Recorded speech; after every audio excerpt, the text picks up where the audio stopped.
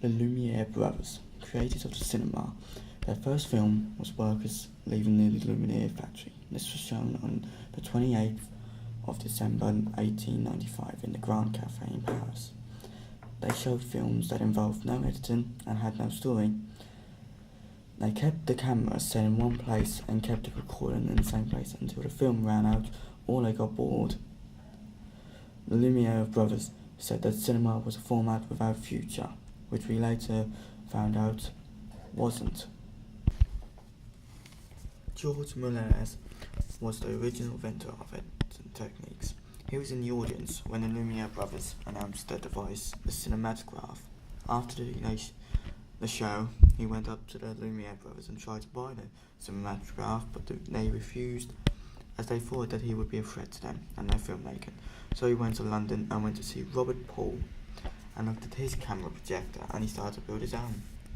He was trying to take a film of a bus coming out of a tunnel when his camera jammed, and when he got it working, the bus was replaced with a hearse. When he looked the film over, the bus was transformed into a hearse, and it was done by a jump cut. When he looked at the film, it looked like the bus had suddenly changed to a hearse. He made the film A Trip to the Moon. This was produced in 1902, and this involved the jump cut.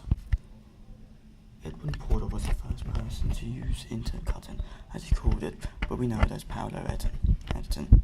In his film Life of an American Fireman, he used this type of editing where he had a shot on the fireman and then he cut to the woman who's in the centre of the fire. He called this intercutting, but we now know it as parallel editing. This was one of the first films that had this kind of editing in it, and it was the first of many films like it. D.W. Griffith was the first one to make a film that was longer than a few minutes long. His film Birth of a Nation in 1915 was 3 hours long, which was longer than the regular one-reel films, which were mostly produced by other producers of films before D.W. Griffith, and he used the techniques of intercutting, which Edward Porter first used in his films. In this film, he used the techniques of close-ups, cross-cutting, camera movement to help the audience feel the movie. Montage editing. This theory was that this film montage could create new ideas, or it could have impact beyond the individual images. If 2 or more images were edited together, this would create a turning quid that makes the whole greater than the sum of its individual parts. He used the idea in this film, the battleship Potemkin. He did this on the simplest open part where they run down the stairs, takes several minutes, which is several times than it would usually take. This shows the different views of them running down the stairs, which gave the audience perception of the time that it took to run down the stairs.